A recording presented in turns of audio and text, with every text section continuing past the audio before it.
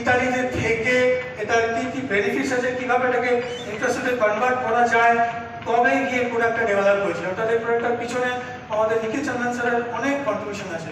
2023 ডিসেম্বরে আপনাদের মনে আছে মনে হয়, এটা কলকাতা ইস্টার্ন টু হয়েছিল, লঞ্চ হয়েছিল অফিসে কলকাতা থেকে প্রথম। তাহলে এই প্রোডাক্টটা বড় অনিসটা কি, আমাদের স্কিন খুব ভালো লাগে। এই জন্য ইটালি সিসিলি যেটা আছে সাউথে, ইটালি সিসিলি যে দিকটা আছে ওখানকার পুরুষ মহিলাদের আমাদের মতন একটা বয়সের পরে আমাদের খুব যেটা মানে ফ্যাটি হয়ে যায়, আমরা ওভারওয়েট হয়ে যাই, রাইট? খুব তাড়াতাড়ি ওজন দ্রুত আমাদের বাড়তে থাকে, বা কোনো স্পেসিফিক একটা এরিয়াতে আমাদের ফ্যাটগুলো ডিপোজিট হয়। তো এইটা কি করে, ওই ফ্যাটগুলোকে ডিপোজিশনগুলোকে কমে দেয়, কাটিয়ে দেয়, এবং তার সাথে এলডিএল কোলেস্টেরল কমিয়ে দেয়। ফলে যাদের ওজন বেশি, লিপিড প্রোফাইল খারাপ আসে, অর্থাৎ কোলেস্টেরল ট্রাইগ্লিসাইড বেশি, এটাও কিন্তু মোরোলাইফ খুব ভালো কাজ করবে। আর কি করবে, এটা আমাদের সবচেয়ে ইম্পর্টেন্ট লিখে নিন, পাঁচ লাইন, যেটা কাস্টমারকে বারবার ফোকাস করবেন। এটা কি করে কাজ করে, এটা আমাদের মেটাবলিজম বা বিপাক ক্রিয়াকে বাড়িয়ে দেয়। সায়েন্স বলে যাদের মেটাবলিজম, অর্থাৎ যেটাকে আমরা খাবার পরে খাই, সেটা হচ্ছে ডাইজেশন হয়, কোনো খাবার খাওয়ার পরে হজম বা পরিপাক হয়। তারপরে কি হয়, তার থেকে সেই পরিপাক হওয়ার পর ওই প্রোডাক্টটা ফার্দার ভাঙতে থাকে। আমি একটা এক্সাম্পল দিচ্ছি, যে কোনো কার্বোহাইড্রেট খাবার খেলে আমাদের কি হবে, প্রথমে ভাঙবে, সেটা ভাঙতে ভাঙতে লাস্টে হবে গ্লুকোজে। সিমিলারলি যদি প্রোটিন নিই, তাহলে ভাঙতে ভাঙতে প্রোটিন ভাঙবে অ্যামিনো অ্যাসিডে। আবার যদি আমি কোনো চর্বি বা ফ্যাট জাতীয় খাবার খাই, তাহলে সেটা ভেঙে হবে ফ্যাটি অ্যাসিড।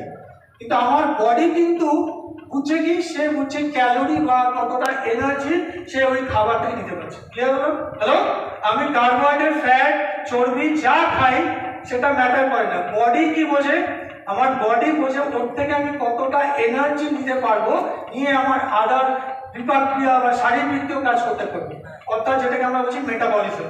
অর্থাৎ মেটাবলিজম মানে বাংলা নিতে পারেন বিপাক, অর্থাৎ কোনো খাবারের থেকে শক্তি বা ক্যালোরি গ্রহণ করা।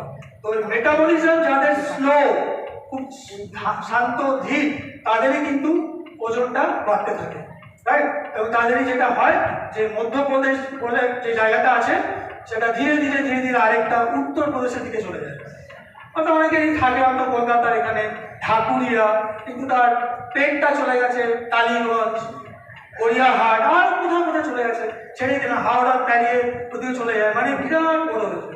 তো তাদের ওই মধ্যপ্রদেশে আবার যাতে ফিরে আসতে পারে, কারণ মেটাবলিজমটা স্লো। আবার এই উল্টোটা হচ্ছে যাদের মেটাবলিজম ফাস্ট, যেটা বলছি একটোমর, একটু রোগা কথা, দুর্বল টাইপের, মানে দুর্বল মানে অ্যাথলেটিক হয়, বা যাদের বলতে পারেন ফিটনেস ভালো, তাদের ক্ষেত্রে আবার মেটাবলিজমটা ফাস্ট। আর মেটাবলিজম স্লো কাদের, যাদের জন্য প্রোডাক্টটা কাজ করতে ভালো, যাদের এন্ডোমর্ফ বলা হয়। এন্ডোমর্ফ মানে কিছু সংখ্যক মানুষ আছে দেখবেন, এরা খাবার না খেলেও ওজন বাড়ে বা ফুলে যায়। তাই বলা যায় জল আর হাওয়া খেলেও ফুলে আছে।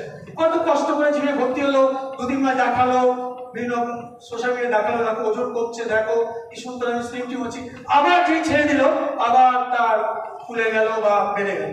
তো এই এন্ডোমর্ফ যারা, তাদের জন্য ভালো একটা কাজ করবে। এবং মোরো লাইফে শুধু যে মোরো অরেঞ্জ আছে তা নয়, এর সাথে কিন্তু আরো অনেক ইনগ্রিডিয়েন্টস আছে, বুঝতে পারছেন। এর মধ্যে আমলকিও আছে, এর মধ্যে তুর বা ঘাস আছে।